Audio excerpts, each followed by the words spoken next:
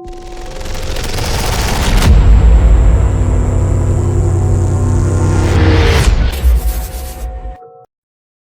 दोस्तों, मैं हूं अक्षय और आप सुन रहे हैं best horror podcast Hindi horror stories. कहानी की शुरुआत करने से पहले एक छोटी सी गुजारिश है। आप में से कई मेरे दोस्त लोग कहानी को तो एंजॉय करते हैं लेकिन वीडियो लाइक नहीं करते। तो आपसे रिक्वेस्ट है कि हमारा मोटिवेशन बनाए रखने के लिए वीडियो लाइक करके हमसे जुड़ जाइए। धन्यवाद। तो आइए ज्यादा समय बर्बाद न करते हुए सुनते हैं आज की यह कहानी। एक तरफ आज दुष्यंत की शादी की रात है और दूसरी तरफ कोई उसी के प्रेम अग्नि में जल रही है। पर वह दुष्यंत की पत्नी रानू नहीं है, वह तो कोई और ही है। एक अशुद्ध तंत्र क्रिया का नतीजा दुष्यंत के प्रेम की प्यास में जली जा रही है। वो नाचने वाली। ये सब शुरू हुआ था 1 साल पहले की बात से। दुष्यंत के गांव में एक बेहद खूबसूरत नाचने वाली मधुला का आगमन हुआ। गांव के प्रत्येक मर्द उसको पाने को बेताब था। सबके मन में उसके लिए वासना का ज्वार उमड़ पड़ा। मधुला ने गांव में आते ही सबको अपने जाल में फंसा लिया था। उसी समय शहर से पढ़ाई पूरी कर घर लौटा था दुष्यंत राजपूत, और तभी किसी तरह उस नाचने वाली की नजर दुष्यंत पर पड़ गई। वो दुष्यंत को एक बार देखती ही उसकी प्रेम दीवानी हो गई। उसके बाद तो जैसे उसका एक ही उद्देश्य रह गया, हर प्रयास बस दुष्यंत को पाने का, हर कोशिश बस उसके साथ एक शाम बिताने का। इसी बीच एक दिन जब रात को दुष्यंत अपने दोस्तों के साथ फिल्म देखकर लौट रहा था तो उसके दोस्त उसे जबरदस्ती अपने साथ उसी नाचने वाली के पास ले गए, क्योंकि वे सारे लड़के पहले से ही उसके कदरदान थे। गांव में कई युवकों के साथ मधुला के पहले से ही अंतरंग संबंध थे, पर जैसे ही मधुला ने दुष्यंत को देखा उसकी बांछें खिल गईं। उसने तुरंत अपनी कुछ नौकरानियों को काम पर लगा दिया। उन्हें आदेश दिया कि मेहमानों को खूब शराब पिलाएं, बहकाएं और अपने हुस्न के अद्भुत दीदार कराएं। जब वे सब पूरी तरह संतुष्ट हो गए तो मधुला ने सबको घर लौटने का आग्रह किया और दुष्यंत को वहीं रोक लिया। उधर उसके नशेड़ी दोस्त भी यह बात बड़ी आसानी से मान गए, बस एक शर्त पर, बदले में मधुला के साथ एक एक रात बिताने की। वे खुशी खुशी दुष्यंत को वहीं छोड़कर घर चले गए। इधर दुष्यंत भी उस समय इतने नशे में था, जो कि मधुला की सखियों की करतूत थी, कि उसे पता ही नहीं चला कि उसके दोस्त क्या कर गए। उनके जाते ही गांव से थोड़ी दूर मधुला के मदिरालय में शुरू हुई उस नाचने वाली की रासलीला। नशा अधिक चढ़ जाने के कारण दुष्यंत भी चुपचाप बड़े मजे से नाच का आनंद ले रहा था। तभी अचानक पान के साथ मधुला ने उसमें शहर से मंगवाया गया एक भीषण नशीला द्रव मिला दिया, जो वह अक्सर किसी बड़े शिकार को फंसाने में इस्तेमाल करती थी। और फिर क्या, जैसे ही वह पदार्थ दुष्यंत के शरीर में गया, उसका दिमाग सुन्न पड़ने लगा। उसके भीतर मादक भावनाएं उफान मारने लगीं। उधर वह नाचने वाली भी अपनी सारी सखियों के साथ अश्लीलता की हदें पार करती हुई दुष्यंत को असहनीय उत्तेजना की ओर धकेलने लगी।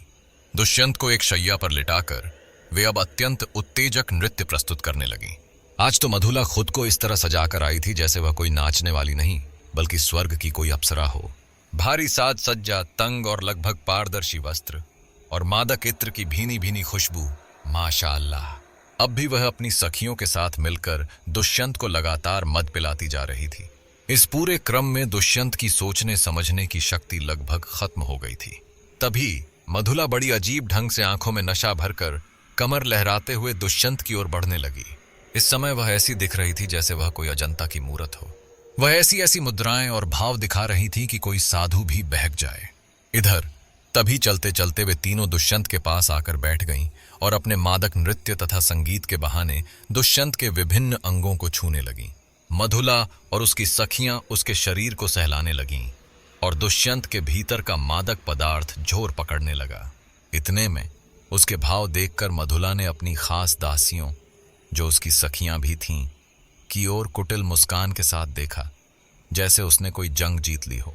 और तभी अचानक दुष्यंत ने उसे खींचकर अपनी मजबूत जवां बाहों में भर लिया। उधर उसके ऐसा करते ही मधुला ने भी उसे कसकर अपनी बाहों में भींच लिया और बोली, आज सारी हसरतें पूरी होंगी मेरी, आज चांद टूट के पिघलेगा मेरे यार की बाहों में।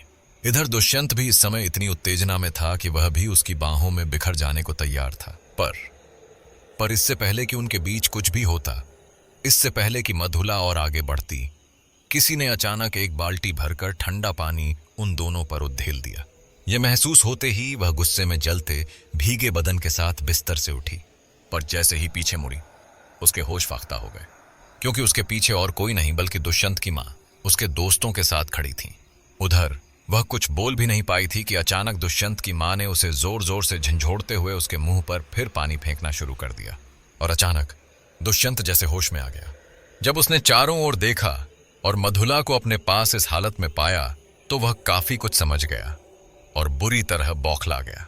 उधर गुस्से में दुष्यंत की मां ने मधुला को बहुत कुछ सुनाया, पर मधुला बेशर्मी से फिर दुष्यंत की ओर देखने लगी, आंखों में वासना और एहसास लिए।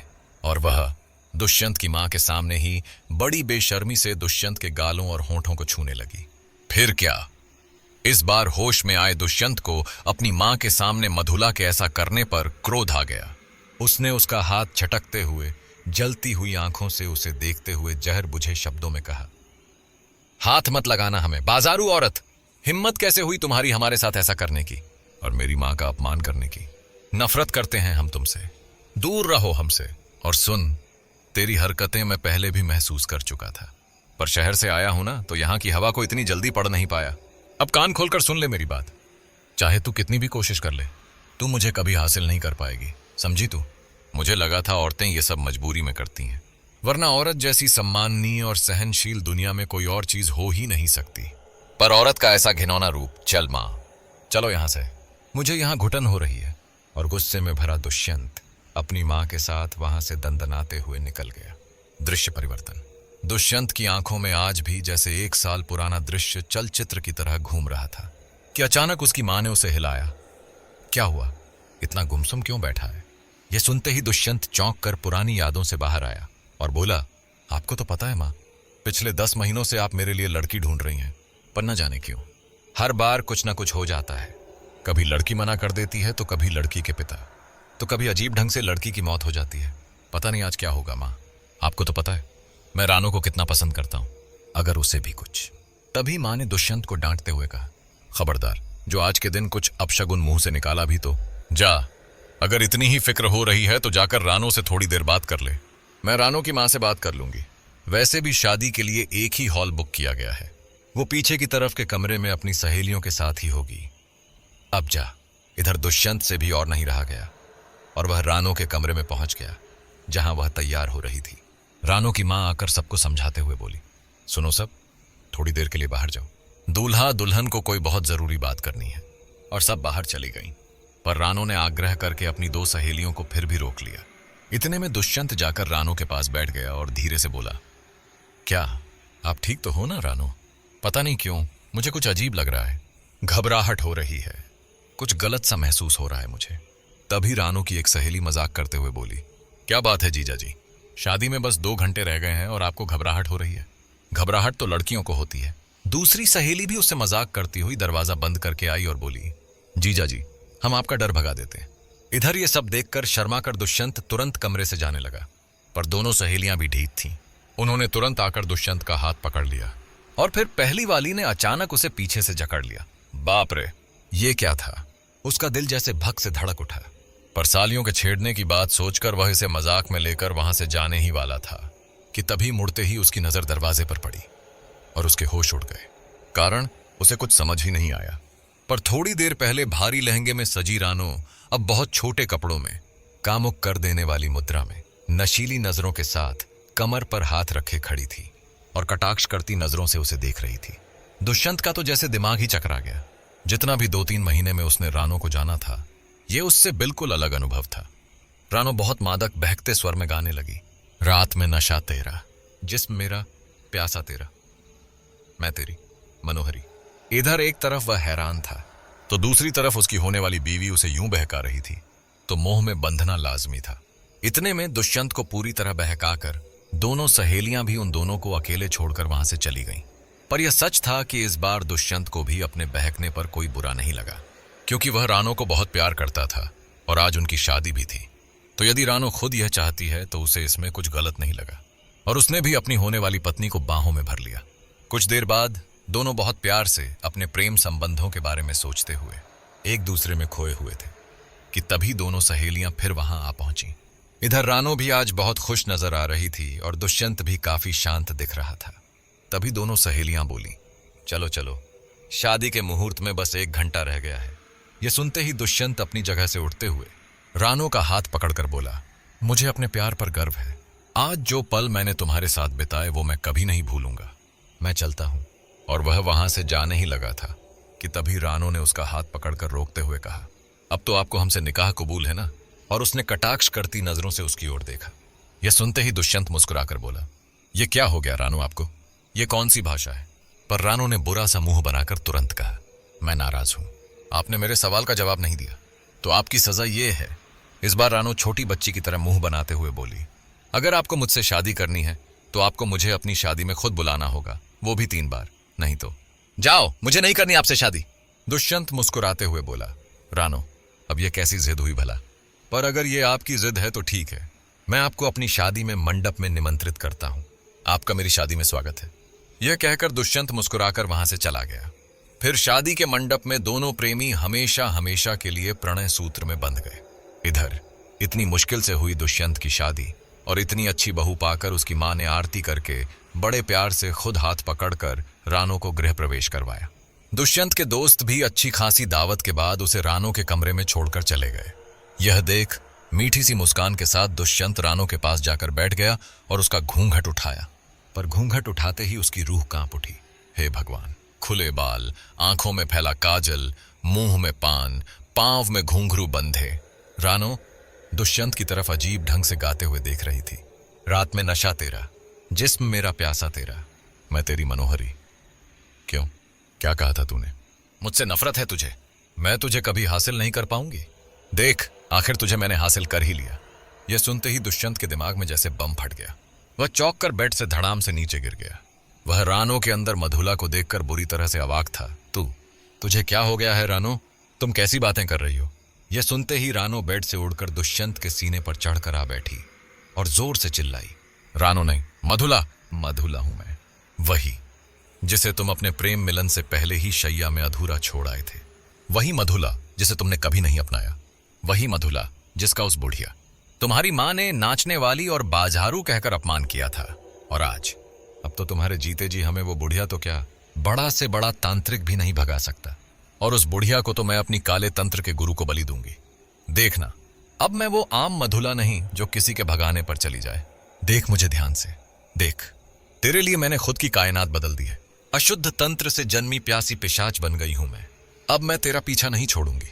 इधर यह सुनकर तो दुष्यंत डर के मारे रो ही पड़ा और बोला, चली जाओ यहां से, छोड़ दो मेरी मां को, छोड़ दो मेरी रानो के शरीर को। पर यह सुनते ही मधुला फिर हंस पड़ी। मेरी रानो? हाँ, इस रानो की इतनी फिक्र है तुझे? पता भी है कि तेरे लिए मैंने क्या किया था। आज से 1 साल पहले याद कर उस दिन को, जिस दिन तू मुझे बेइज्जत करके अकेला छोड़ गया था। मैं रोते रोते जंगल की तरफ चली गई थी और मेरी अधूरी चाहत को पूरा करना तब से मेरी जिद बन गई थी। मैं चलते चलते बहुत आगे निकल गई थी। एक जगह पहुंचकर मैंने देखा कि जंगल में कोई तांत्रिक काला जादू कर रहा था। मुझे देखते ही वो बोला, रुक क्यों गई? दुष्यंत के साथ शाम बिताने की इच्छा खत्म हो गई? ये सुनकर मैं समझ गई कि वो कोई पहुंचा हुआ तांत्रिक है। मैं उसके पास गई और कहा, नहीं, अब तो उसे पाने की इच्छा इतनी बढ़ गई है कि मैं उसके लिए कोई भी कीमत चुका सकती हूं, पर उसे नहीं भूल सकती। तो उस तांत्रिक ने मुझसे कहा, सोच ले, ये कोई आम तंत्र नहीं है जो टूट जाए। यह भयंकर काला तंत्र है, इसका तोड़ किसी के पास नहीं है। तुझे इसकी बहुत बड़ी कीमत चुकानी पड़ेगी। मैंने कहा, मैं जान भी दे सकती हूं, बस मुझे दुष्यंत चाहिए। तांत्रिक मुस्कुराया। उसने मुझे कपड़े बदलकर एक काले लबादे में आने को कहा। वो मंत्र पढ़ता गया और मैं वहां बैठकर जो वह बोलता रहा वो करती गई। उस दिन मुझे किसी चीज का डर नहीं था, बस तुझे पाने की प्यास थी। पर वो तांत्रिक अब अजीब ढंग से झूमते हुए मंत्र पढ़े जा रहा था। तभी माहौल में अजीब भारीपन महसूस होने लगा। रात अपने शबाब पर थी और तभी वह तांत्रिक किसी को जोर जोर से बुलाने लगा। मैं डर गई, फिर भी वहीं बैठी रही। तभी वहां एक भयानक सी आकृति उभरी, जैसे कब्र से कोई मुर्दा उठाया हो। उसके शरीर में जगह जगह कीड़े और केंचुए रेंग रहे थे। इतना घिनौना था वो, मैं उसे देखकर कांपने लगी। तभी उस तांत्रिक ने मुझसे कहा, अगर तुझे दुष्यंत चाहिए तो तुझे इस मुर्दे को खुश करना होगा। और इससे पहले कि मैं कुछ कहती, वो घिनौना मुर्दा मेरे पास आया और मेरे काले लबादे को खींच लिया। मैं डर के मारे चीखती रही और वो मुझे अपनी गोद में उठाकर ले गया। क्योंकि उस तांत्रिक ने मेरे लिए ही उस मुर्दे का आवाहन किया था, तो मेरी इच्छा या रजा कुछ नहीं पूछी गई। उसके बाद उस मुर्दे ने मुझे पूरे 61 दिनों तक अपनी कैद में रखा और मुझे तरह तरह की यंत्रणाएं दी। फिर वो मेरे शरीर को लेकर अपनी मुर्दों की दुनिया में चला गया। मुझे पता ही नहीं चला। जब 61 दिन यानी क्रिया की मियाद पूरी हुई तो मैं तांत्रिक के पास वापस आई। उसने मुझे वो काले तंत्र मंत्र सिखाए कि मैं यहीं बैठकर तेरे साथ कुछ भी कर सकती थी। मैंने ही तेरी सारी शादियां तोड़वाई। मैंने ही उन लड़कियों को अपने काले तंत्र के मुर्दा शैतानों को भोग चढ़ा दिया। और फिर मुझे पता चला कि तू रानू को बहुत पसंद करने लगा है और उससे तेरी शादी की बात चल रही है। फिर क्या, आज मैंने तेरे साथ अपनी सारी हसरतें पूरी कर ली। मैं तेरे 3 बार बुलाने पर तेरी रानू के शरीर में पूरे रीति रिवाज से तुझसे विवाह करके यहां आई हूं। और तेरी या उस बुढ़िया मां ने खुद हाथ पकड़कर मेरा गृह प्रवेश करवाया है। अब तू मेरा है। दुष्यंत यह सब सुनकर सर पकड़कर बैठ गया। पर मधुला आज अपने पूरे ताव में थी। उसने तुरंत दुष्यंत का हाथ पकड़कर उसे बैठाया और जोर से अपनी बाहों में भर लिया और बोलती है, अब मैं कभी तुझे छोड़कर नहीं जाऊंगी, हमेशा हमेशा तेरे पास रहूंगी और रोज मेरी प्यास तू खुद बुझाएगा। इस रात मधुला हर तरह से दुष्यंत को अपना बना लेती है। पर एक पिशाचिनी के साथ संबंध बनाने के उपरांत दुष्यंत अंदर से बुरी तरह से खोखला होता जाता है। मधुला की तो जैसे प्यास बुझने का नाम ही नहीं लेती। वह बार बार अपनी पिपासा से दुष्यंत को पिछली बार से भी अधिक आहत करती है। फिर भी उसकी पिपासा शांत नहीं होती। बुझे भी कैसे? अब वह एक विकृत तंत्र द्वारा अशुद्धता से तैयार की गई तांत्रिक पिशाचिनी जो ठहरी, और वह भी पहले से ही अशुद्ध मन और दुष्यंत को पाने की पिपासा लेकर मरी हुई प्रेत। पर दुष्यंत मधुला के आमादा प्रेम के कारण हृदय, मन, मस्तिष्क और शरीर चारों से बुरी तरह आहत हो चुका था। पर अब वह कर भी क्या सकता था? उसे भी समझ आ चुका था कि बात उसकी सोच और समझ से बहुत आगे निकल चुकी है। कमजोरी के कारण वह सुबह बहुत देर से जागता है। जागते ही देखता है कि मधुला उसे फिर से खा जाने वाली नजरों से घूर रही है। पुरुष होते हुए भी जीवन में पहली बार दुष्यंत को बहुत ही लाचारी महसूस होती है। उसे उठता देख मधुला बहुत खुश हो जाती है और एक बार फिर वह दुष्यंत के आकर्षक सीने पर अपनी उंगलियां फिराने लगती है। वह दुष्यंत के पास आकर उसकी खुशबू को महसूस करने लगती है। मधुला की प्रेतात्मा दुष्यंत के जिस्म को वैसे सूंघती है जैसे कोई भेड़िया अपने शिकार किए हुए जीव को सूंघता हो। पर दुष्यंत इतना मजबूर होता है कि वह जोर से चिल्ला भी नहीं सकता, क्योंकि इससे उसके माँ बाबा को मधुला के बारे में सब पता चल जाएगा। अगले दिन दुष्यंत के घर उसकी शादी की रिसेप्शन पार्टी होती है।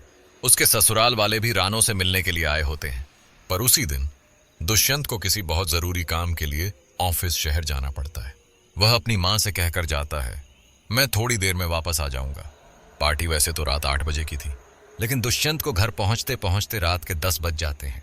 अब उसे देर हो गई थी या वो जानबूझकर देर से आया, ये तो सिर्फ दुष्यंत ही जानता है। सारे मेहमान खा पी कर जा चुके थे। बस उसके कुछ बेहद करीबी मित्र ही घर पर रह गए थे। दुष्यंत आते ही सबसे पहले अपनी माँ को एक चिट्ठी देता है और कहता है, माँ तुम तुरंत मौसी के घर पहुंचो, मौसी की तबीयत बहुत खराब है। तुम्हें और पापा को तुरंत बुलाया है। यह सुनकर उसकी माँ चिंता में पड़ जाती है और दुष्यंत जल्दी से जल्दी अपने माँ पापा दोनों को उसी समय दूसरे गांव मौसी के घर भेज देता है। पर दुष्यंत के माता पिता चौराहे से ही लौट आते हैं और बोलते हैं, इस समय हमें कोई भी गाड़ी या रिक्शा दूसरे गांव जाने के लिए नहीं मिल पाया। तभी दुष्यंत गांव के एक दोस्त से कहता है कि वह अपनी बाइक लेकर उसके माता पिता को दूसरे गांव छोड़ आए, और वह दोस्त उन्हें घर से चौराहे तक, जो महज 5-10 मिनट की दूरी पर था, लेकर चला जाता है। दुष्यंत उन्हें चौराहे तक छोड़कर कुछ सोचते हुए लगभग 30 मिनट में घर लौटता है। पर जब वह घर लौटता है तो देखता है कि घर का पूरा माहौल ही बदल चुका है। सिर्फ उसके करीबी दोस्त ही घर पर बैठे थे और घर के अंदर से वही मदहोश कर देने वाले गाने की मादक आवाज आ रही थी। रात में नशा तेरा, जिस्म मेरा, प्यासा तेरा, हो मैं तेरी मनोहरी थी। दुष्यंत हैरानी से तुरंत घर के अंदर जाता है तो उसके घर के सामने वाले हॉल का अजब ही नजारा होता है।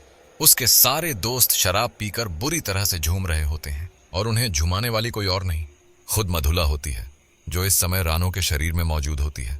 मधुला बहुत ही बेशर्मी से अपनी उन्हीं दोनों सहेलियों के साथ किसी बियर बार की नग्न नचनिया की तरह दुष्यंत के घर पर नाच रही होती है। उसके सारे दोस्त नशे में उसके साथ झूम रहे होते हैं और रानो के शरीर को इधर उधर जहां तहां छू रहे होते हैं। यह देखकर दुष्यंत का पारा चढ़ जाता है। उसे इस बात पर गुस्सा आता है कि मधुला के कारण बाहरी पराए मर्द उसकी रानो के शरीर को एक तवायफ की तरह छू रहे हैं, उसे बेइज्जत कर रहे हैं और उसके सम्मान में गंदी बातें कर रहे हैं। थोड़ी देर तक वह अपनी मजबूरी पर रोता है और मधुला को वह सब करते देखता रहता है। तभी उसके दिमाग में एक बहुत अच्छा उपाय सूझता है। वह भी एक खाली बोतल उठा लेता है और उसमें से 2 घूंट शराब पीने का अभिनय करता है। फिर क्या, दुष्यंत भी अंदर आकर उनके साथ झूमने लगता है। प्रेतनी मधुला यह देखकर हैरान रह जाती है। वह तो रानो के जरिए दुष्यंत को रुलाना चाहती थी। रानो को ढाल बनाकर वह दुष्यंत और उसकी मां को सबक सिखाना चाहती थी। पर अब उसे तो कोई फर्क ही नहीं पड़ रहा था। वो भी फिर से दुष्यंत को रानो के जरिए तड़पाने का ठान लेती है और बेशर्मी की सारी हदें तोड़कर बड़ी ही मादकता से उसके एक दोस्त के शरीर से सटकर नाचने लगती है।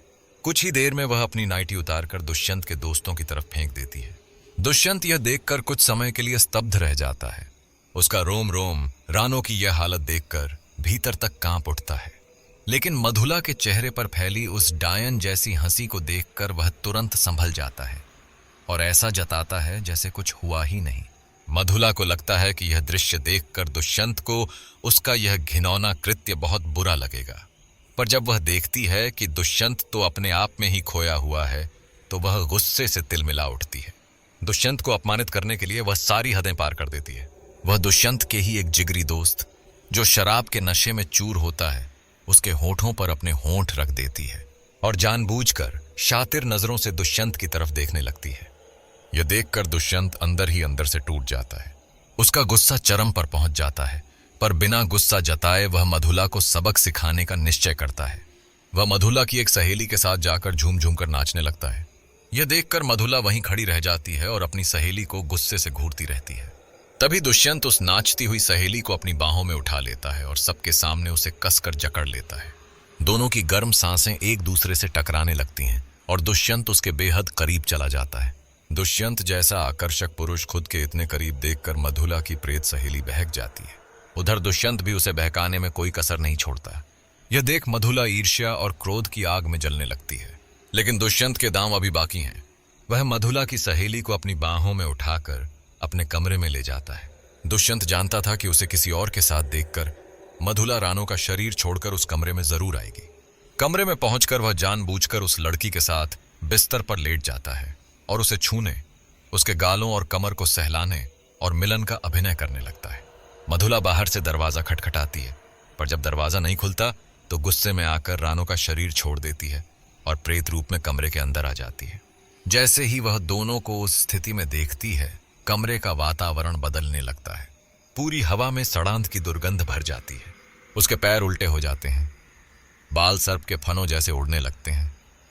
शरीर नग्न होता है, आंखें खून से लाल और नाक से खून बहने लगता है।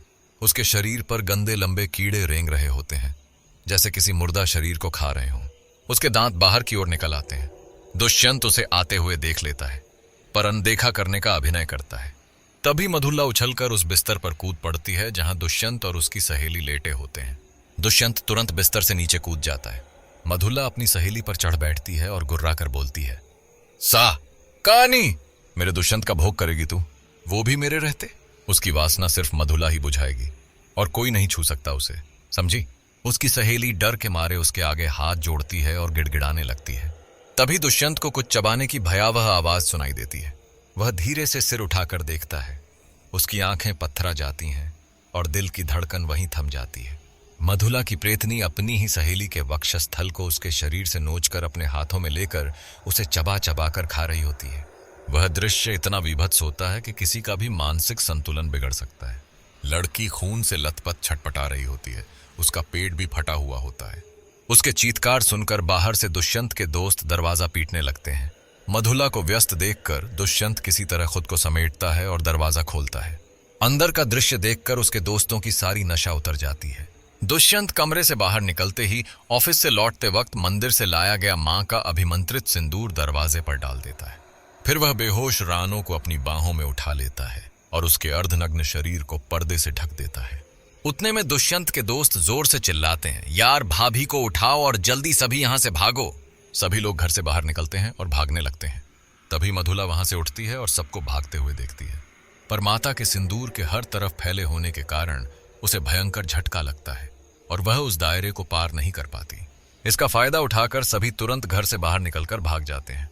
उधर गुस्से से आग बबूला मधुला की प्रेत भयंकर कर्कश आवाज में उनके पीछे चिल्लाकर बोलती है, ये तुमने ठीक नहीं किया दुष्यंत, मैं फिर आऊंगी। 2 साल बाद देर सवेर दुष्यंत की जिंदगी अब पटरी पर आ चुकी है और रानो भी 8 महीने पहले दुष्यंत को पापा बनने की खुशी दे चुकी है। अब आप सोच रहे होंगे कि सब ठीक कैसे हो गया, तो आपको वह दिन याद होगा जब तंत्र पिशाचनी मधुला की प्रेत को दुष्यंत ने माता के सिंदूर से अपने घर में कैद कर दिया था और रानो को बाहों में उठाकर अपने दोस्तों के साथ वहां से भाग गया था। दुष्यंत फिर कभी अपने पुराने घर वापस नहीं गया। वह अपने माता पिता के साथ दूसरे गांव में बस गया है। उधर दुष्यंत का गांव धनसौरी अब पहले जैसा नहीं रहा। पता नहीं कैसे मधुला अब भी दुष्यंत के घर में कैद है। फिर भी गांव में आए दिन कोई न कोई मुसीबत आती ही रहती है। बिना किसी दोष के कई लोगों की अकाल मृत्यु हो चुकी है। उस रात के बाद से गांव में अजीब सी मनहूसियत छा गई है। रात भर मधुला की प्रेत गांव के मर्दों को भ्रमित कर दुष्यंत के घर की ओर बुलाती रहती है और वे कभी लौटकर वापस नहीं आते। आखिरकार गांव वालों ने गांव छोड़कर दूसरी जगह बसने का फैसला कर लिया। अब वे फिर से खुशी खुशी जीवन जीने लगे हैं। पर न जाने क्यों आज के दिन मुझे यानी दुष्यंत कुछ विचित्र अनुभूति हो रही है। मन में एक अजीब सी बेचैनी है। आज अमावस्या है और मैं बहुत विचलित महसूस कर रहा हूं, जैसे कुछ बहुत गलत होने वाला है। वहीं दूसरी ओर धनसौरी गांव के पास वाले गांव में एक सरकारी पुल बनाने का कॉन्ट्रैक्ट सरकार ने राहुल को दिया है। राहुल एक इंजीनियर है। उसकी शादी को बस 2 महीने हुए हैं। वह अपनी पत्नी सुहा के साथ धनसौरी गांव से होकर गुजर रहा होता है। वे बिल्कुल गांव के बीचों बीच से गुजर रहे होते हैं। उस समय रात भी ज्यादा नहीं हुई होती, बस 9 बजे का समय होता है। तभी अचानक राहुल को किसी लड़की के बहुत जोर से रोने और गिड़गिड़ाने की आवाज आती है। वह कार रोककर आसपास ध्यान से देखता है, लेकिन पूरे गांव में स्याह अंधेरे के सिवाय कुछ नहीं दिखता। सुहा उससे पूछती है, क्या हुआ, आप रुक क्यों गए? राहुल कहता है, कुछ नहीं, और वह आगे बढ़ जाता है। पर 2 मिनट बाद फिर से एक लड़की की चीखने और छटपटाने की आवाज आती है। बचाओ बचाओ इस दरिंदे से हमें। इस बार आवाज सुहा को भी सुनाई देती है। वह राहुल की तरफ देखती है और राहुल तुरंत गाड़ी रोक देता है। सुहा डरते हुए कहती है, बेबी मत जाइए, मुझे डर लग रहा है। राहुल उसे प्यार से समझाता है, बेबी आप गाड़ी में बैठो, मैं अभी चेक करके आता हूं। लगता है कोई दरिंदा किसी लड़की की इज्जत पर हाथ डाल रहा है, मुझे उसकी मदद करनी चाहिए। सुहा के बहुत मना करने पर भी राहुल नहीं मानता और गाड़ी से नीचे उतर जाता है। जैसे ही वह नीचे उतरता है, लड़की की आवाज अचानक बंद हो जाती है, बहुत ही रहस्यमयी तरीके से। उसी पल गांव में एक भीषण तूफान आ जाता है। राहुल उस तूफान में फंस जाता है और उसकी आंखों में धूल भर जाती है। गाड़ी के अंदर से सुहा राहुल को बहुत तेज तेज चिल्लाकर बुलाती है और बाहर आने की कोशिश करती है, पर गाड़ी अपने आप लॉक हो जाती है। उधर राहुल को लगता है कि वह किसी अदृश्य शक्ति द्वारा घसीटा जा रहा है। वह खुद को रोकने की कोशिश करता है, लेकिन नाकाम रहता है। थोड़ी देर बाद जब तूफान शांत होता है तो वह खुद को एक पुराने जर्जर घर के सामने पाता है। वह आंखें मसल कर देखता है। घर के अंदर से तेज रोशनी निकल रही होती है। राहुल खुद से ही बड़बड़ाता है, अरे यार ये कहाँ आ गया मैं, और इस घर में कौन रहता है? थोड़ी देर पहले तो गांव में कोई था ही नहीं, बस अंधेरा ही अंधेरा था। राहुल वहां से सुहा के पास लौटने ही वाला होता है कि तभी उसे घर के दरवाजे पर एक बेहद खूबसूरत औरत दिखाई देती है। वह औरत इतनी सुंदर होती है कि राहुल बस उसे देखता ही रह जाता है। उसके गोरे बदन पर लिपटी लाल साड़ी ऐसी लग रही होती है जैसे कोई नाग चंदन के पेड़ से लिपटा हुआ हो। उसके लंबे भीगे बाल, सुर्ख लाल होंठ, चमकती कजरारी आंखें, एक अजीब सा आकर्षण होता है उसमें, जैसे कोई भी उसकी ओर खींचता चला जाए। राहुल की सांसें तेज हो जाती हैं, दिल की धड़कनें जैसे हथौड़े की तरह चलने लगती हैं। पर तभी राहुल को अपनी पत्नी सुहा की बात याद आती है। वह खुद पर गुस्सा करता है कि शादीशुदा होकर भी किसी और औरत के बारे में कैसे सोच सकता है। वह झटके से मुड़ता है और जाने लगता है। पर यहाँ क्या, मौसम को भी शायद कुछ और ही मंजूर था। तभी अचानक बादल के फटने जैसी तेज बारिश शुरू हो जाती है। राहुल फिर भी सुहा के बारे में सोचकर उस भारी बारिश में ही वहां से निकलने की कोशिश करता है, पर पीछे से किसी की मादकता भरी आवाज उसके कानों में आती है और राहुल पीछे मुड़कर देखता है तो हैरान रह जाता है। घर के दरवाजे पर खड़ी वह औरत, जिसकी साड़ी बारिश में अब पूरी तरह से भीगकर उसके गोरे बदन से चिपक चुकी है और वह किसी अप्सरा से भी ज्यादा खूबसूरत लग गई है। वह आंखें गड़ाकर राहुल के अंदर घुस जाने की नजर से उसकी आंखों में देख रही हैं और बड़ी मादकता से बोलती हैं, मुद्दतों बाद आई है ये झरोखे की रात, आज तो करीब आने दे, भूल जा खुद को मुझ में और मुझे भी भूल जाने दे। इतना बोलकर तिरछी नजरों से राहुल को देखते हुए वह औरत घर के अंदर जाने लगती है और पीछे से उसके गाने की मादकता भरी आवाज राहुल के कानों में मिठास घोल देती है। रात में नशा तेरा, जिस्म मेरा प्यासा तेरा, मैं तेरी मनोहरी। इस बार राहुल खुद को और कंट्रोल नहीं कर पाता और उसके पीछे भागकर घर के अंदर घुस जाता है। वह औरत उसे पीछे से अपने बाहों में जोर से जकड़ लेती है वह औरत भी अपनी कातिल अदाओं के साथ राहुल को हाथ पकड़कर एक कमरे में ले जाती है और उसे धक्का देकर बिस्तर पर गिरा देती है। राहुल भी सब कुछ भूलकर अपने हाथ पैर ढीले छोड़कर आंखें बंद कर लेता है। वह खूबसूरत औरत अपनी उंगलियां बड़ी मादकता से राहुल के सीने में चलाने लगती है। थोड़ी देर बाद राहुल बड़े प्यार से आंखें खोलकर उस खूबसूरत औरत की तरफ देखता है और उसकी खुशी और हैरानी का मिश्रित भाव उसके चेहरे पर आता है। वह खूबसूरत अप्सरा सी औरत पूरी तरह निर्वस्त्र अवस्था में उसके पेट के ऊपर चढ़कर बैठी हुई है और उसका खूबसूरत चेहरा उसके बालों की लटों से छुपा हुआ है। राहुल बड़े प्यार से उसके चेहरे से उन बेईमान लटों को हटाता है। तभी राहुल के हाड़ कंपा देने वाली चीख पूरे गांव में गूंज उठती है। यह भयंकर आवाज सुनते ही शुभा किसी तरह गाड़ी का शीशा तोड़कर गाड़ी से बाहर निकलती है और भागकर उस घनघोर अंधेरे घर में पहुंच जाती है जहां से राहुल की आवाज आई थी। वहां जाकर वह एक भयंकर दृश्य देखती है कि राहुल नीचे लेटा हुआ है और उसके ऊपर एक भयंकर औरत की प्रेत बैठकर अपने अशुद्ध मंशा को बड़े भयंकरता से पूरा कर रही है। राहुल की दशा उस प्यासी पिचाशनी ने ऐसी कर दी है कि वह कभी भी इस दुनिया को छोड़ सकता है। सुहा यह देखकर जोर से चिल्लाती है, छोड़ दे मेरे पति को डायन, और चिल्ला चिल्ला के मदद मांगने लगती है। यह सुनते ही पूरे अंधेरे घर में मधुला की खौफनाक हंसी जोर से गूंज उठती है। वह बोलती है, छोड़ दूंगी तेरे पति को, बस तू मेरा एक काम कर दे, तू ना बस इस लाल रेखा को मिटा दे, बस। इधर राहुल की दर्द भरी कराहटों को सुनकर सुहा को कुछ समझ नहीं आता कि वह क्या करे।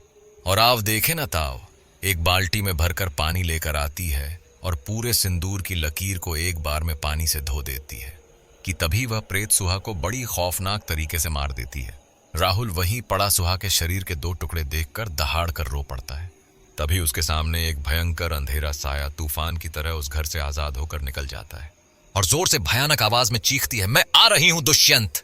मधुला की प्रेत उस गांव से मुक्त होकर सबसे पहले अपने काले तंत्र के गुरु अजन्मा के पास पहुंचती है। अजन्मा अचानक से मधुला के खौफनाक रूप को देखकर डर जाता है। फिर थोड़ी देर में नियंत्रित होकर उससे पूछता है, ओ तू यहां क्या कर रही है मेरी काली विद्या के सबसे अशुद्ध प्रयोग? दुष्यंत के देह से संतुष्ट की तेरी इच्छा अभी भी पूरी नहीं हुई है क्या? आखिर और कितना प्यास है उस बेचारे के लिए तेरे तन मन में? क्योंकि प्रेम तो उसे तू करती नहीं, केवल अशुद्ध वासना के कारण और कितना तड़पेगी तू?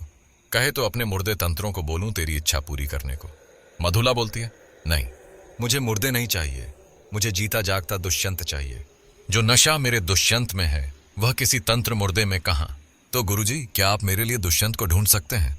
यह सुनते ही अजन्मा जोर से चिल्लाता है, नहीं तंत्र पिचाशनी, अब तू मेरे किसी काम की नहीं है और मैं भी अब तेरे कोई काम आने वाला नहीं हूं। यह सुनते ही मधुला जोर जोर से रोने लगती है। पूरे शांत वातावरण में उसकी आवाज कानों से खून निकाल देने लायक कटाक्ष सी चुभने लगती है। वह बोलती है, काश तूने मुझे उस रात यह कहा होता कि अपना काम खुद कर, मैं तेरे काम आने वाला नहीं हूं, पर तूने तो मदद करने के नाम पर मुझे तेरे काले तंत्र नर मुर्दे के साथ छोड़ दिया और उसने मेरा तब तक भक्षण किया जब तक मेरी रूह मेरी शरीर से अलग होकर वहां से नहीं भागी। मुझे तो आज भी नहीं पता कि मेरे शरीर आखिर है कहां मेरी काया जिस पर मुझे इतना नाज था। यह सुनकर अजन्मा मधुला की प्रेत को कहता है, मेरे अकाल के पूजा का समय हो गया है, मेरा समय नष्ट मत कर, चली जा यहां से। अगर मैंने समय से उन्हें भोग नहीं दिया तो अनर्थ। अजन्मा बोलते बोलते चुप हो जाता है और फिर बात बदल कर बोलता है, यह बात सच है कि मैंने तेरा प्रयोग किया, किंतु यह भी परम सत्य है कि जब तू मेरे पास आई थी तो तेरे मन में किंचित मात्रा में भी अच्छाई और सकारात्मकता का प्रकाश नहीं था।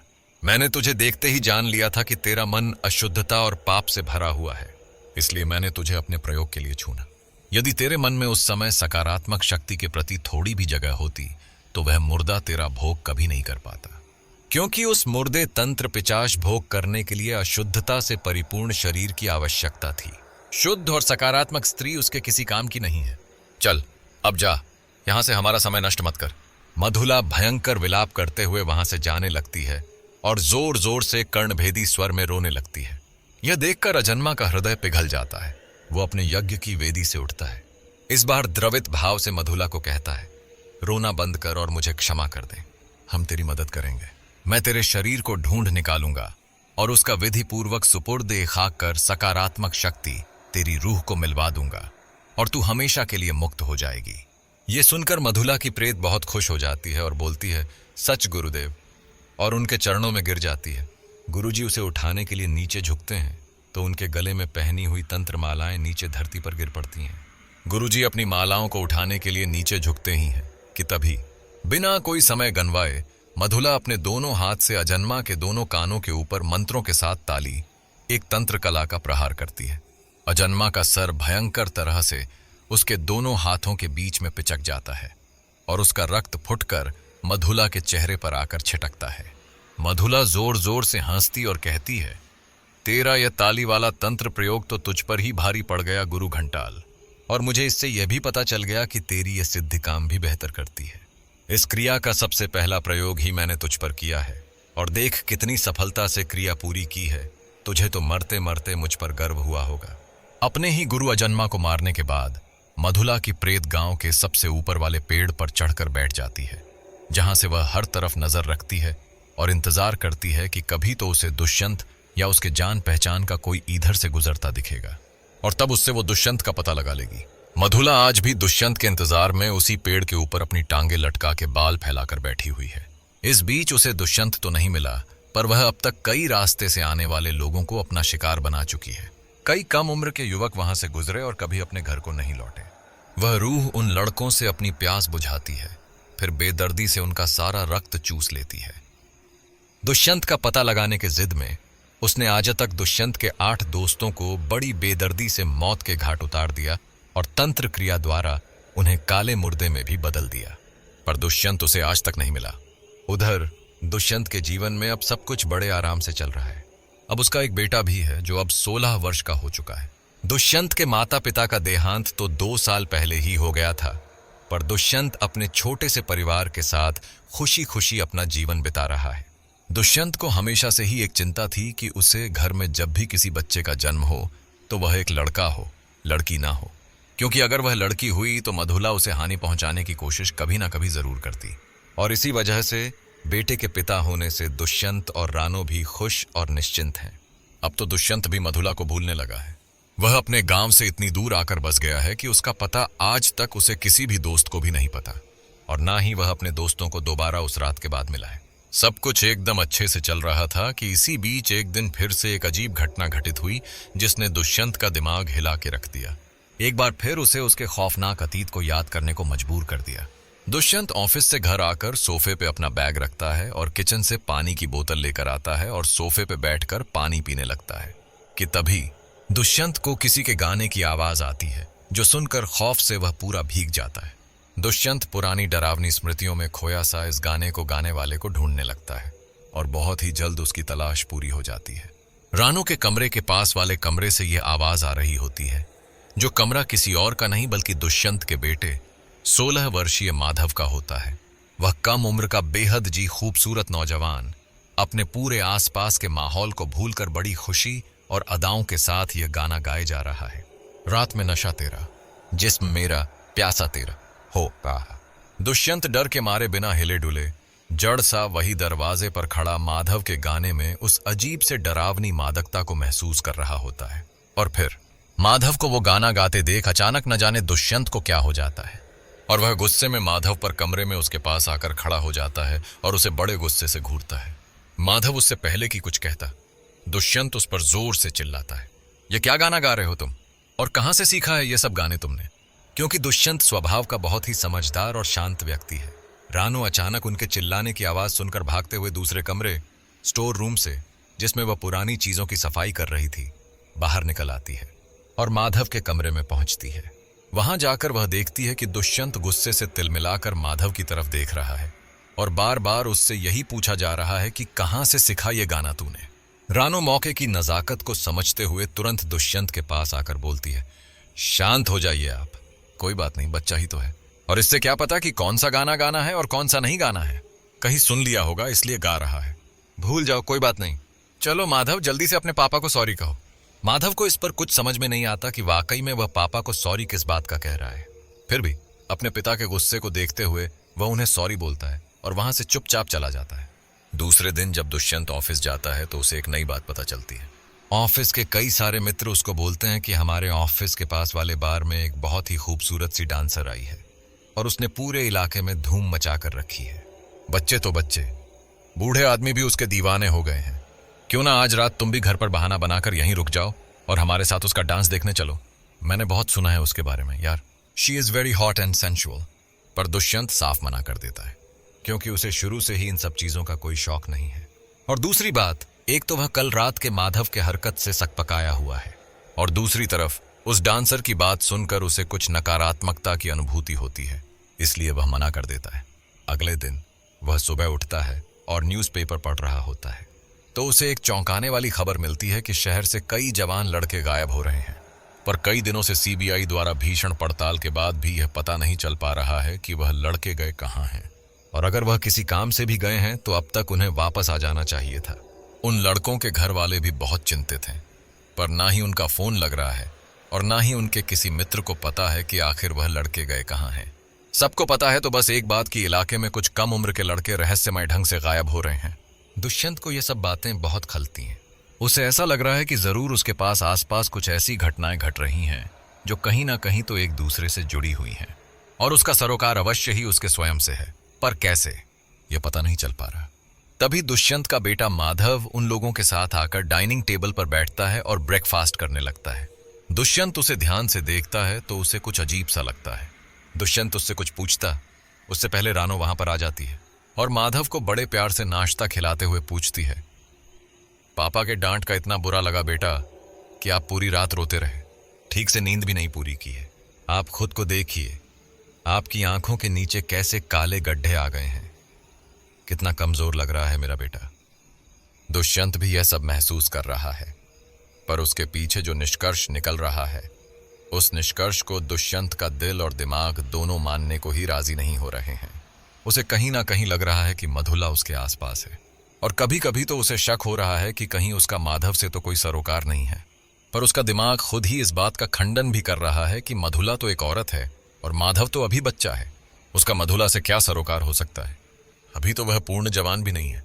पर दुष्यंत के मन में अब एक अजीब सा द्वंद्व चल रहा है, और वह बिना रानो और माधव को कुछ कहे चुपचाप ऑफिस के लिए निकल जाता है।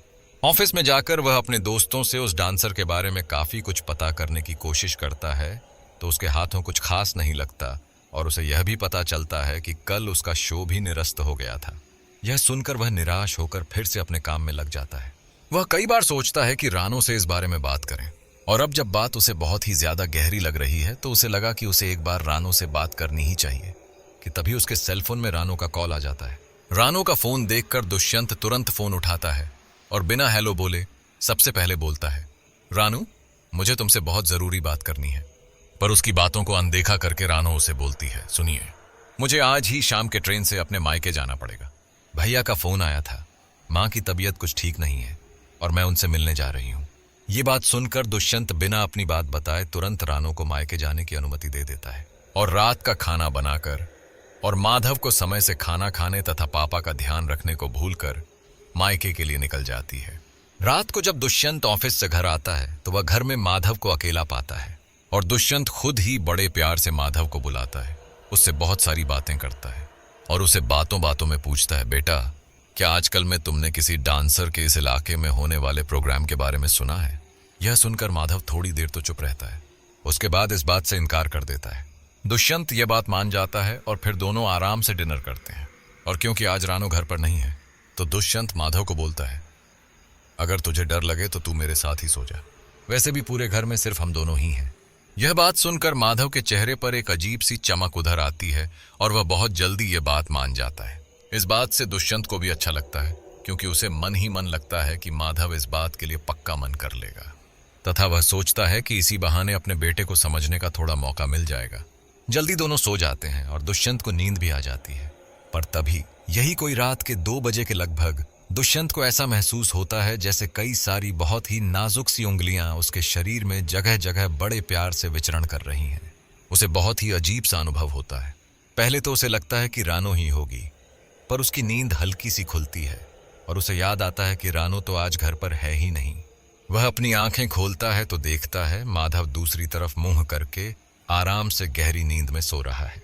ये देखकर वह निश्चिंत होकर दोबारा चुपचाप सो जाता है और उसे बड़े आराम से फिर से नींद आ जाती है और वह गहरी नींद में चला जाता है।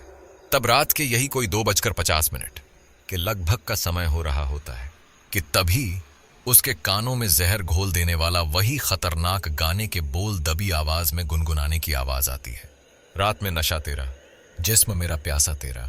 यह सुनते ही दुष्यंत अचानक चौंक कर नींद से उठ जाता है और जो देखता है उससे उसकी धड़कनें तेजी से बढ़ जाती हैं। वह देखता है कि माधव उसे एक अलग ही नजर से बड़े गौर से देख रहा है। पहले तो उसे कुछ समझ ही नहीं आता, पर थोड़ी देर बाद देर सवेरे वह खुद को नियंत्रित करके माधव से पूछता है, क्या हुआ, नींद नहीं आ रही बेटा? और तुम मुझे ऐसे क्यों देख रहे हो? माधव कुछ नहीं कहता और एकटक बस देखते ही जाता है, जैसे कितने वर्षों के प्यास हो उसे दुष्यंत को देखने की। अचानक दुष्यंत उसे पकड़कर जोर से जब झंझोड़ता है तो माधव अचानक उसकी तरफ देखकर बोलता है, क्या हुआ पापा? क्यों उठाया मुझे? नींद से सोने दो ना। और उसके सीने से चिपटकर छोटे बच्चे की तरह फिर से सो जाता है। माधव को यह बात कुछ हजम नहीं होती, पर वह माधव की मासूमियत देखकर सब भूल जाता है और बड़े प्यार से उसको वैसे ही सुलाने लगता है जैसे वह तब सुलाता था जब माधव 2 साल का था और हमेशा पापा की गोद में सोया करता था। दुष्यंत की भी एक बार फिर आंख लग जाती है और वो सो ही रहा होता है कि तभी उसे अचानक महसूस होता है जैसे कोई उसके सीने पर चिपक कर उसे बाहों में भींचने की कोशिश कर रहा है। और वह कोई लड़का या बच्चा तो हो ही नहीं सकता। उसकी तेज सांसें और छूने का एहसास बिल्कुल एक अति परिपक्व स्त्री के अलावा किसी का नहीं हो सकता। उसे बहुत अजीब लगता है और वह तुरंत नींद से उठकर बैठ जाता है। इस बार वह माधव को उठाता नहीं है, बस ध्यान से उसकी हरकतें बिना लाइट जलाए महसूस करने की कोशिश करता है। तो जो वह महसूस करता है उससे उसकी सांस ही जैसे गले में अटक जाती है। वह धीरे से लाइट ऑन करता है तो देखता है कि वह अपने छोटे से बच्चे माधव को बाहों में लेकर सोने की जगह एक औरत को चिपक कर सो रहा था और उस औरत का चेहरा बालों से पूरी तरह ढका हुआ है, बिल्कुल नजर नहीं आ रहा कि तभी उसे कुछ भयंकर सा दिखता है और इस बार वह चीख कर नींद से उठकर बैठ जाता है। इस बार उससे और नहीं रहा जाता और वह लाइट जलाकर इस बारे में सोचता है और अपने पास लेटे हुए अपने बेटे को देखने जाता ही है तो उसे पता लगता है कि माधव तो यहाँ पर है ही नहीं और वह वहां पर अकेला ही सो रहा है। यह देखकर उसके माथे पर पसीना आ जाता है, यह सोचकर कि आखिर उसका बेटा कहाँ गया, अभी तो यही था। वह तुरंत उठता है और बाथरूम में चेक करता है पर उसे माधव नहीं मिलता। आज बरसों बाद फिर उसे एक भयंकर खौफ होता है। वह पागलों की तरह पूरे घर में माधव को ढूंढने लगता है पर उसके घर में माधव का कोई ठिकाना ही नहीं होता। वो हार कर एक बार माधव के कमरे में देखता है तो पता चलता है कि माधव अपने कमरे में अपने बेड पर बड़े आराम से गहरी नींद में सो रहा है। वह तुरंत माधव के पास जाता है और उसे नींद से उठाता है और पूछता है, बेटा तू अपने रूम में कब आया? तू तो मेरे साथ मेरे रूम में अपने बचपन की तरह गहरी नींद में सो रहा था। यह सुनकर माधव जो बोलता है उससे दुष्यंत की तो हालत ही खराब हो जाती है और वह लड़खड़ाकर माधव की बेड पे जा बैठता है, क्योंकि माधव उसे बोलता है, क्या डैड आप भी? मैं तो डिनर करने के बाद ही अपने रूम में आ गया था और कब से यहीं पर सो रहा हूं, मैं तो अभी कमरे में गया भी नहीं। यह सुनकर दुष्यंत के पैरों तले से जमीन खिसक जाती है और वह मन ही मन सोचता है, माधव यहां है तो फिर अब तक मैं जिसके साथ सो रहा था वह कौन था? उसके बारे में सोचकर दुष्यंत की रीढ़ की हड्डी में अजीब सी सुरसुरी दौड़ जाती है। उसके सारे रोंगटे खड़े हो जाते हैं, माथे से पसीना बहने लगता है। उसे कुछ समझ ही नहीं आता क्या हो रहा है क्या नहीं। इस बार वह एक बार फिर से चेक करने के लिए अपने कमरे की तरफ जाता है और दरवाजे से कमरे के अंदर झांकता है तो पाता है कि कमरे में रानू की गैरहाजिरी में दुष्यंत का घर पर दूसरा दिन।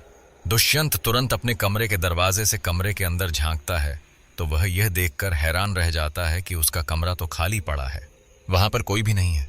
उसे उसके बिस्तर पर पड़े बेहिसाब सिलवटों के सिवा वहां और कुछ नहीं दिखता। यह देखकर दुष्यंत को यकीन ही नहीं होता, क्योंकि जो कुछ भी पूरी रात उसके साथ घटित हुआ है और उसने जो कुछ भी महसूस किया है उसके बाद उसका दिल यह मानने को तैयार ही नहीं कि वह सब कुछ झूठ था। उसके माथे से ठंडा पसीना टपकने लगता है। वह इस सोच में पूरी तरह डूबा रहता है कि तभी माधव उसके कंधे पर हाथ रखता है और वह बुरी तरह से चौंक उठता है। उसे इतनी बुरी तरह से चौक पर भी देखकर माधव को बहुत अजीब लगता है और वह दुष्यंत से पूछता है, क्या हुआ पापा, आप इतना चौक क्यों गए? पर दुष्यंत बिना कुछ बोले बस माधव को हैरान नजर से देखता रहता है तथा माधव एक बार पुनः उसकी तंद्रा तोड़ते हुए पूछता है, क्या हुआ पापा? इस बार दुष्यंत कुछ कहे बगैर बस माधव को अपने गले लगा लेता है। ये देखकर भी माधव उसकी मानसिक स्थिति को तो नहीं समझता, पर उसकी हालत को देखकर बड़े प्यार से उसे बोलता है, पापा जरूर आपने कोई बहुत बुरा सपना देखा है, भूल जाइए सब कुछ, मैं हूं ना आपके साथ। वैसे भी सुबह के 4 बज रहे हैं तो चलिए आज हम दोनों बाप बेटे एक अच्छी सी मॉर्निंग वॉक लेकर आते हैं, इससे आपका दिमाग फ्रेश हो जाएगा और मन भी शांत हो जाएगा। दुष्यंत उसकी बात मान जाता है और दोनों मॉर्निंग वॉक के लिए निकल जाते हैं। पर थोड़ी दूर चलने के बाद दुष्यंत को अजीब अजीब सा एहसास होने लगता है। वह चारों तरफ नजर घुमा घुमा कर देखता है। पता नहीं उसे यह एहसास हो रहा होता है। उसे भी पता नहीं कि यह सच है या नहीं, पर आज आसपास हर तरफ उसे ऐसा महसूस होता है जैसे कहीं से कोई नजरों से देख रही है। वह ऐसे घूर रही है कि उसे भीतर तक भेद के निकल जाएगी। इन विचित्र अनुभवों और विचारों को चलते दुष्यंत को पता भी नहीं चलता कि कब वह मॉर्निंग वॉक से वापस घर लौट आ जाते हैं। घर आने के बाद वह नाश्ता बनाता है और माधव को भी नाश्ता कराकर स्कूल भेज देता है तथा खुद भी ऑफिस के लिए निकल जाता है। आज पूरे दिन उसका मन काम में नहीं लगता। वह तो खुद ही नहीं समझ पाता कि आखिर उसके साथ हो क्या रहा है। रात को जो सब उसने महसूस किया वह आखिर कैसे हो सकता है, और क्या हो गया है उसके बेटे को। अजीब से खौफ से घिरा है उसका मन। और सबसे बुरी बात तो यह है कि उस समय यह है कि अभी वह रानो से भी बात नहीं कर सकता, क्योंकि अभी वह यहाँ नहीं है और शायद ये सब सुनने के बाद वह बुरी तरह से घबरा जाए। तथा पूरे दिन काम के पश्चात वह घर में जाकर उस बार डांसर को ढूंढने की कोशिश में उस बार में जा पहुंचता है। फिर भी वहां जाकर उसे उस बार डांसर की कोई खबर नहीं मिलती, जो उसके जीवन के सबसे कड़े धुन की दीवानी है। पर वह इतने में हार नहीं मानता और जाकर बार में तथा उसके आसपास के बहुत सारे लोगों से पूछताछ करता है। तभी देर सवेर ही सही उसके हाथ एक ऐसी तस्वीर लगती है जिससे उसका पूरा दिमाग हिल जाता है। उस तस्वीर में उस आदमी के साथ जो औरत खड़ी होती है, उसका चेहरा उसे बहुत ज्यादा जाना पहचाना सा लगता है और उसे यह समझते हुए भी नहीं लगती कि वह चेहरा किसका है। यह देखकर तो उसका पूरा सिर ही घूम जाता है तथा वह बुरी तरह से खौफ से भर उठता है और तुरंत अपनी बाइक उठाकर घर की तरफ निकल जाता है। उसके मन में अजीब अजीब ख्याल आने लगते हैं। उसका दिमाग सवालों से भर जाता है कि वह आखिर उस औरत का चेहरा आखिर। इन सब विचारों में खोया हुआ दुष्यंत रात के लगभग 11 बजे के आसपास घर पहुंचता है। उसे तो जैसे आज अपने घर में कदम रखने में कोई पुरानी भयंकर स्मृति का अनुभव हो रहा है, परंतु माधव का विचार मन में आते ही वह उसके लिए चिंतित मन से तुरंत घर की तरफ बढ़ लेता है तथा वह सब भूलकर तुरंत घर के अंदर प्रवेश करता है। पर वह घर आते ही एकदम से चौंक कर रह जाता है। उसके घर में कदम रखते ही माधव लाइट जलाता है और आधी निद्रा वाली आंखों से बोलता है, क्या पापा, आप इतने लेट क्यों हो गए? पता है मुझे खाना बनाने में कितनी दिक्कत हुई। उसकी मासूम बात सुनते ही दुष्यंत थोड़ी देर के लिए ही सही सब भूलकर खुशी से माधव की तरफ देखकर बोलता है, क्या आज मेरे बेटे ने खाना बनाया है? क्या बात है? सब भूलकर दुष्यंत वह भी माधव को खुश करने के लिए तुरंत वॉश बेसिन में हाथ धोकर खाना खाने बैठ जाता है और पहला निवाला मुंह में डालते ही माधव से कहता है, अरे वह बेटा, तुझे तो शेफ होना चाहिए था। खाना तो बड़ा अच्छा बनाया तूने, इतना टेस्टी है कि लग रहा है तेरे हाथ भी खा जाऊं। रानो तो इस मामले में कुछ नहीं है तेरे आगे।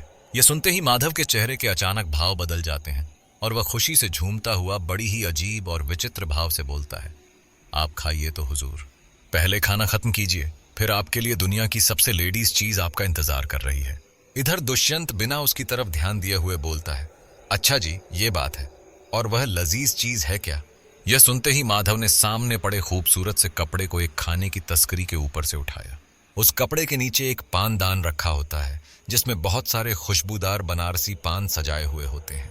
पर खाने में मगन दुष्यंत बिना माधव के किसी हरकत को देखे हुए अपना खाना खत्म करते ही बिना सोचे समझे उस पानदान से एक पान हाथ में उठा लेता है और अपने मुंह में डालकर उसे चबाते हुए तारीफ की नजरों से माधव की तरफ देखता है। पर माधव की मादकता भरी आंखों वाली नजर जिससे वह दुष्यंत को देख रहा होता है, उसे देखते ही वह अंदर तक हिल जाता है। वह दुष्यंत को ऐसा देख रहा होता है जैसे वह उसका बेटा न हो, यहां तक कि वह कोई लड़का भी न हो, बल्कि कोई बेहद चालाक और तजुर्बेदार औरत हो। दुष्यंत अचानक उसे देखकर झटक कर रह जाता है। उसके दिमाग को जैसे जोर का झटका लगता है और वह किसी पुरानी याद में चला जाता है और तुरंत उस पान को थूक देता है। पर तभी सामने से माधव उसकी तरफ वासना में डूबे शरारत भरी नजरों से देखकर कहता है, हाँ न हुजूर, अब इसे थूकने का कोई फायदा नहीं है, शायद आप भूल गए कि मैं कौन हूं। तभी वह माधव के चेहरे में दुष्यंत को अपनी बड़ी भयंकर झलक दिखता है और जोर से चिल्लाती है, तंत्र पचाशनी हूं मैं और आप उस पान को चबा चुके हैं। अब थोड़ी ही देर में मेरा काला तंत्र आपके सिर चढ़कर बोलेगा और आपका नशा पूरे शबाब पर होगा और फिर आप और मैं, मुद्दतों बाद आई ये हसरतों की रात, आज तो झूम के बरसेंगी प्यार की सौगात, भींगेगे आज हम तेरे मोहब्बत की प्यास में, बीच में नहीं होगा कोई इसरार की बात। यह सुनते ही दुष्यंत का सिर चकरा जाता है और उसे माधव के प्रति अचानक अजीब सा आकर्षण और खिंचाव महसूस होने लगता है। और तभी उसकी आंखों के सामने माधव बेहोश होकर फर्श पर लुढ़क जाता है। पर दुष्यंत को तो जैसे इससे कोई फर्क ही नहीं पड़ता कि उसका बेटा बेहोश पड़ा हुआ है। वह तो बस उस तंत्र में फंसे हुए उसके पीछे पीछे चलने लगता है। ऐसा लग रहा है जैसे आज तो इस तंत्र पचाशनी ने फिर से एक बार कामुकता की स्वामिनी का रूप धारण कर लिया है। वह धीरे धीरे कमर लचकते हुए बाथरूम की तरफ बढ़ जाती है और वहां जाकर फव्वारे के नीचे दुष्यंत की तरफ पीठ करके भीगने लगती है और पूरी तरह से मादक स्वर में गाने लगती है। रात में नशा तेरा, जिस्म मेरा प्यासा तेरा, मैं तेरी मनोहरी। और फव्वारे से निकलती जल की बूंदें बुरी तरह से उसके बदन को भिगोने लगती हैं। दुष्यंत बाथरूम के दरवाजे पर खड़े होकर उसे बस अपलक ललचाए नजर से देखता ही रहता है।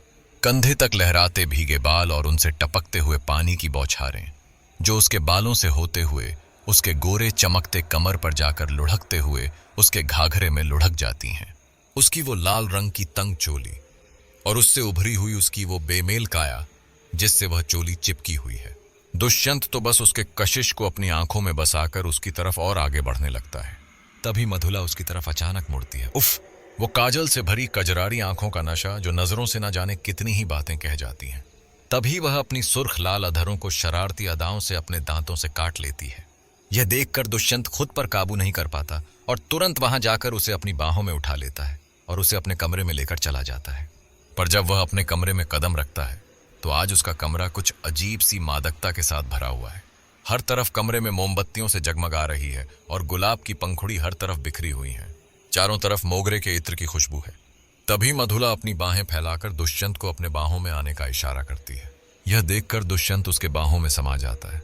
पर इससे पहले कि वे दुष्यंत के साथ अपनी प्रेम लीला को आगे बढ़ाएं, अचानक वहां पर रानो एक बहुत ही साधक नित्यानंद बाबा के साथ आ पहुंचती हैं।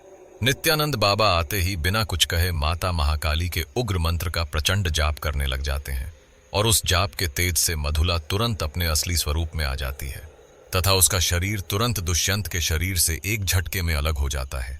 दुष्यंत के शरीर से अलग होते ही वह गुस्से से भर जाती है और बिना कुछ कहे तुरंत उस कमरे से निकलकर माधव के शरीर में प्रवेश कर जाती है और माधव के शरीर को दीवार पर ले जाकर उसे बुरी तरह से पटकना शुरू कर देती है और चिल्लाकर बड़ी जोर से रानो को बोलती है, तेरे पति को तो मैं अपने साथ लेकर जाऊंगी ही, पर आज अगर इस बुढ़े ने मंत्र जाप नहीं रोका तो मैं तेरे बेटे को यहीं तो मार डालूंगी।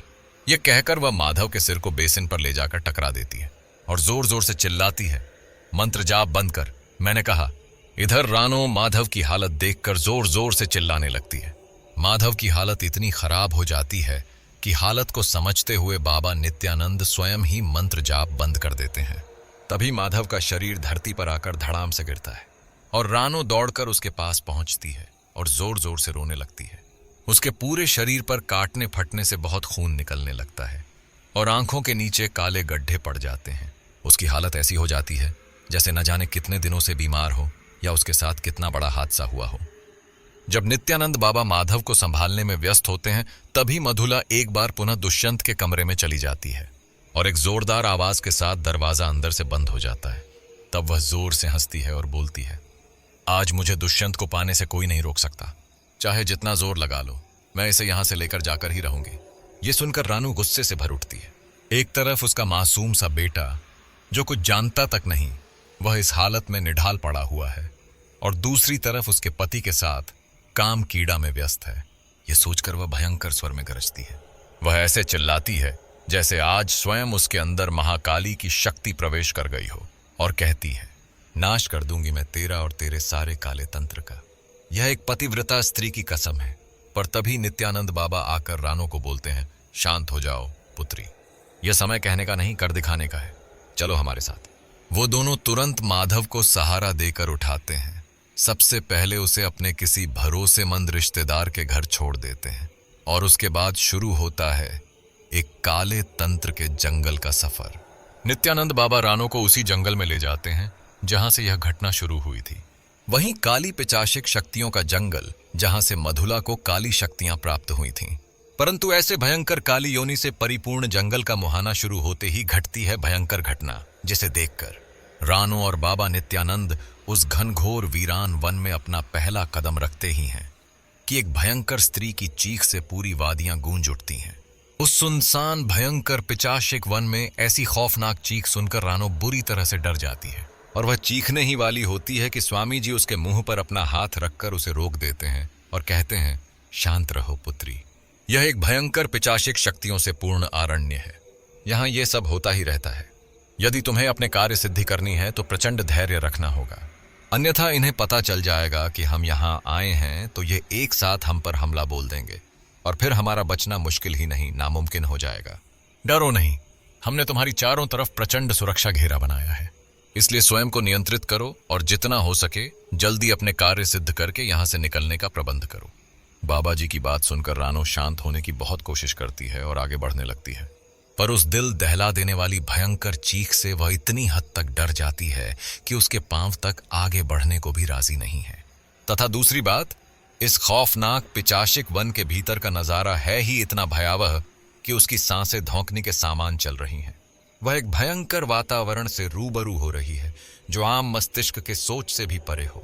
अजीब अजीब शरीर और कद काठी के प्राणी, कहीं कोई महिला मुक्त होकर हवा में उड़ रही है तो कहीं नरभक्षी वृक्ष पशुओं का भक्षण कर रहे हैं, कहीं पशु स्त्रियों के साथ काम क्रीड़ा में व्यस्त हैं तो कहीं बिना मुंड के शैतानों का झुंड एक स्त्री पर टूट पड़ा है और वह बुरी तरह से चीख रही है। कुल मिलाकर ऐसी प्रचंड दृश्य जिसे देखकर मनुष्य अंदर तक बुरी तरह से हिल जाए। उसकी मन मस्तिष्क की यह दशा देखकर बाबा जी भली भांति यह समझ चुके हैं कि वह भय से जरूर कुछ न कुछ गड़बड़ कर सकती है, भले ही जानबूझकर नहीं, अनजाने में ही सही। परंतु अभी स्थिति ऐसी है कि एक चूक और सब कुछ समाप्त।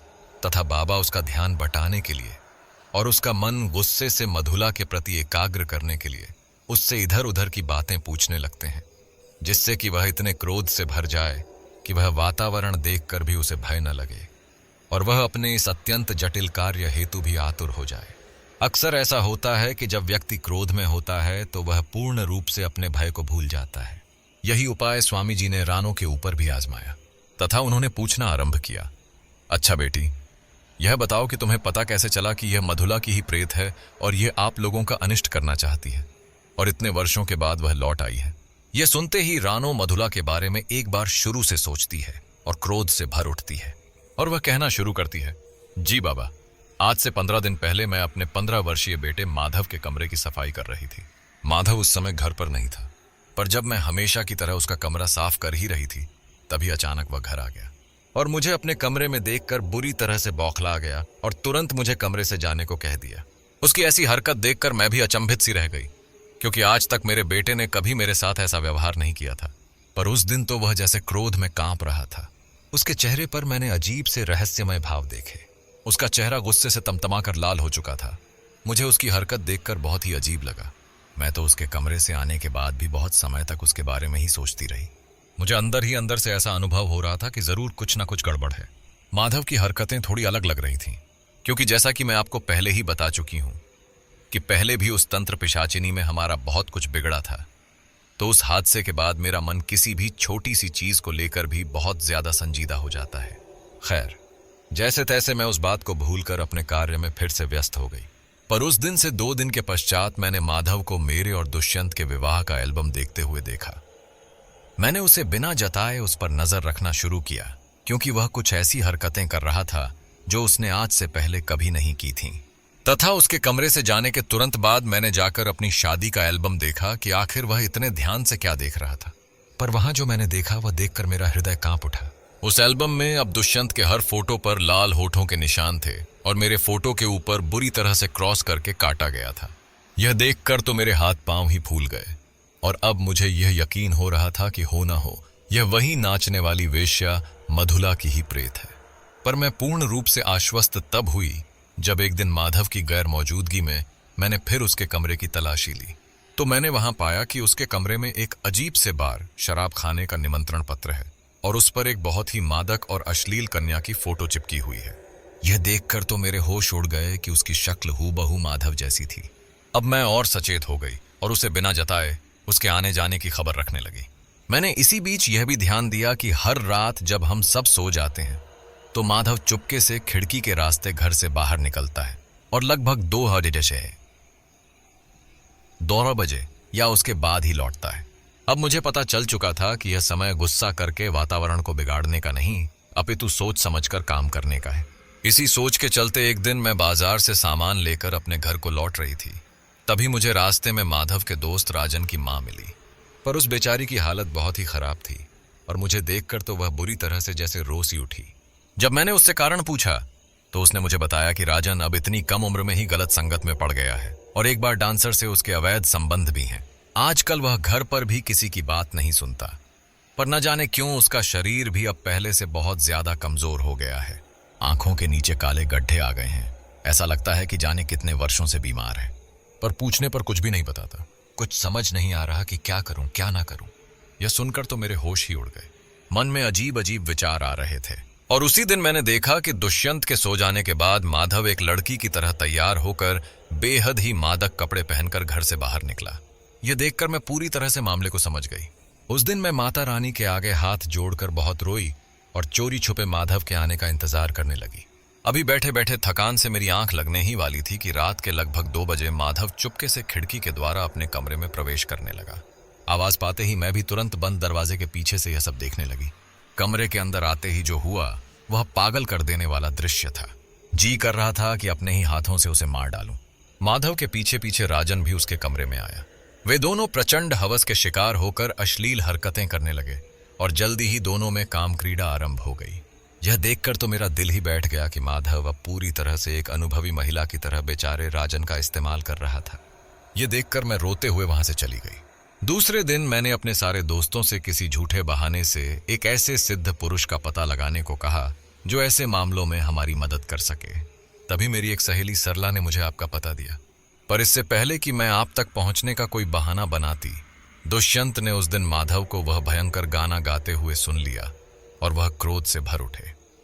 पर इससे पहले कि गुस्से में वह प्रयत्नी कोई हरकत करे या माधव को कोई नुकसान पहुंचाए, मैंने बड़े आराम से दुष्यंत को समझा दिया कि शायद माधव ने यह गाना टीवी में देखा होगा, इसलिए गा रहा होगा। अब मुझे इस बात का बुरा लग रहा था कि मेरे यहां से जाते ही ये सब कुछ छोड़कर वह तंत्र पिशाचिनी दुष्यंत को अपना बनाने के लिए साम दाम दंड नभेद सब उपाय आजमाएगी, क्योंकि वह यह सब दुष्यंत को पाने के लिए ही कर रही थी। उसे बस इंतजार था कि कब मैं दुष्यंत से दूर जाऊं और वह उसे करीब आ सके। मैं स्वयं भी दुष्यंत के बारे में सोचकर आपके पास जाने से बच ही रही थी कि तभी अचानक मुझे उस बेचारे बच्चे राजन की हालत याद आई और मुझे मायके जाने का बहाना बनाकर आपके पास आना ही पड़ा। रानो इसके आगे कुछ कहती, इससे पहले स्वामी जी ने अचानक रानो को चुप रहने का इशारा किया और वह लगभग 20 बाई 20 फीट का एक घेरा बनाने लगे और स्वयं रानो से कहा, पुत्री, मेरे द्वारा अभिमंत्रित नींबू यहां आकर काले पड़ गए हैं, यानी कि यही उन मुर्दा शैतानों का कब्रिस्तान है जिसमें से एक मधुला पिशाचिनी का पार्थिव शरीर भी है। मैंने तुम्हें इस घेरे के भीतर इसलिए रखा है क्योंकि इस घेरे के भीतर तो हमें सिर्फ 7 मुर्दा शैतानों, जो कि बहुत भयंकर हैं, उनसे लड़ना है। पर घेरे के बाहर ऐसे बहुत सारे शैतान हैं जो असंख्य हैं और मधुला के एक पुकार पर यहां मौजूद हो जाएंगे और शायद वह अपने साथियों के साथ हम पर हमला कर दे। हमें अब बिना विलंब किए इन कब्रों को खोदना है। तुम कब्र खोदने का काम शुरू करो और मैं माता कालरात्रि का आह्वान करके मुर्दा शैतानों को सुलाए रखूंगा। याद रहे, खोदने के अलावा मुंह से कोई आवाज न निकले, नहीं तो ये जग जाएंगे। सिर्फ और सिर्फ माता पर विश्वास रखो और जहां जहां नींबू रखे हैं उन स्थानों को खोदना आरंभ करो। एक पल के लिए रानो बहुत घबरा जाती है, पर तुरंत समय का ध्यान करते हुए वह माता रानी को याद करती है और दुष्यंत और अपने बेटे की हालत याद आते ही वह क्रोध से भरकर उन कब्रों को खोदना शुरू कर देती है। स्वामी जी उसके खोदने के दौरान प्रचंड महाकाली मंत्रों का जाप निरंतर जारी रखते हैं। स्वामी जी के उन उग्र मंत्रों के जाप से जैसे रानो में भी एक अद्भुत शक्ति का संचार होता है और वह बिना सोचे समझे 6 कब्रें खोद देती है।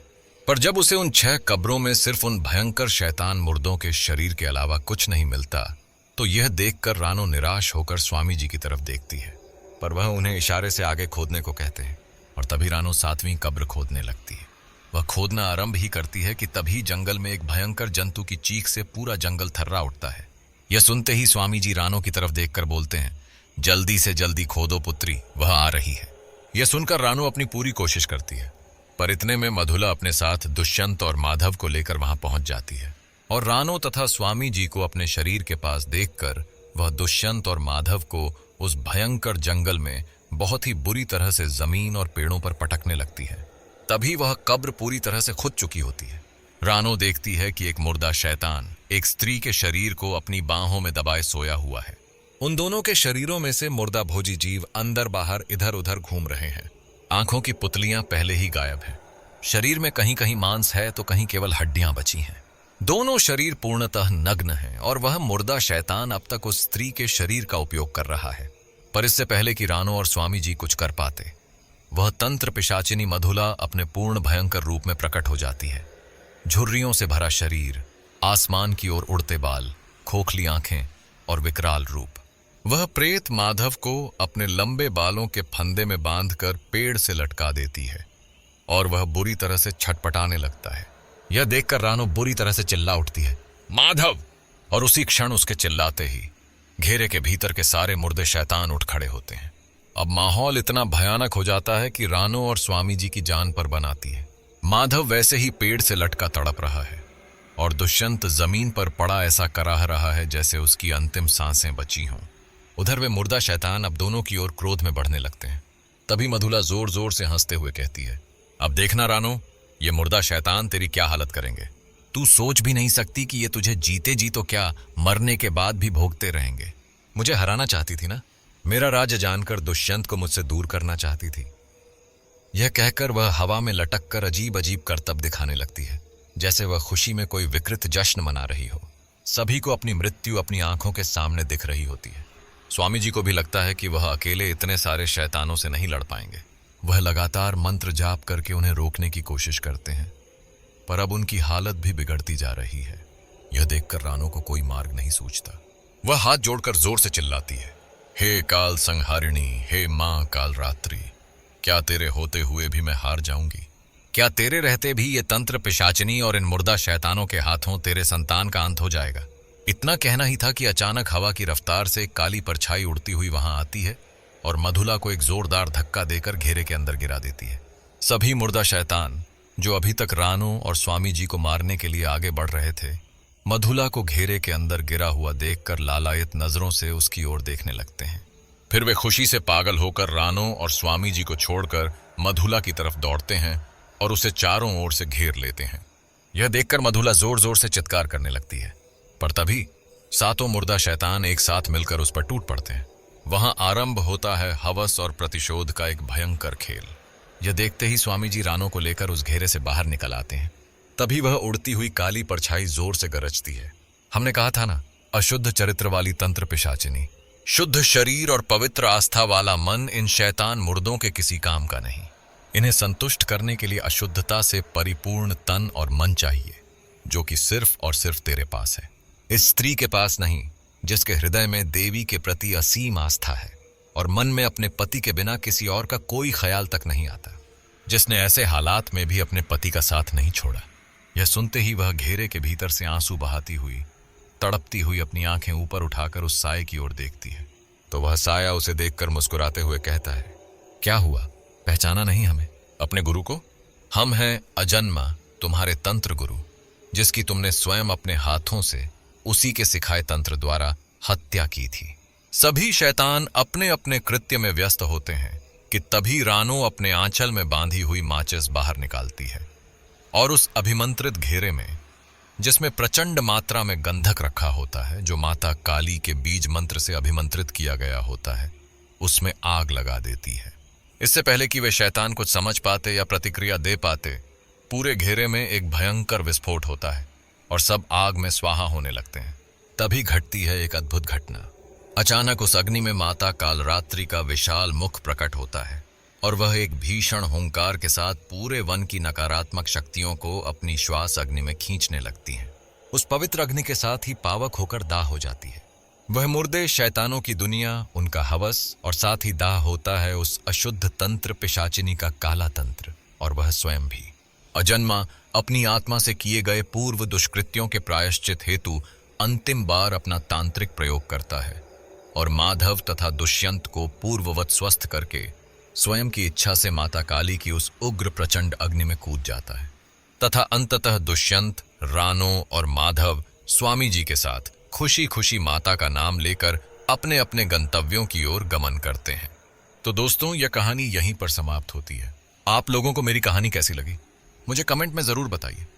अगर आपको पसंद आई हो तो वीडियो को लाइक करके अगली नई कहानी का पता चलने के लिए चैनल को जरूर सब्सक्राइब कर दें और इस वीडियो को जितना हो सके उतना शेयर करें।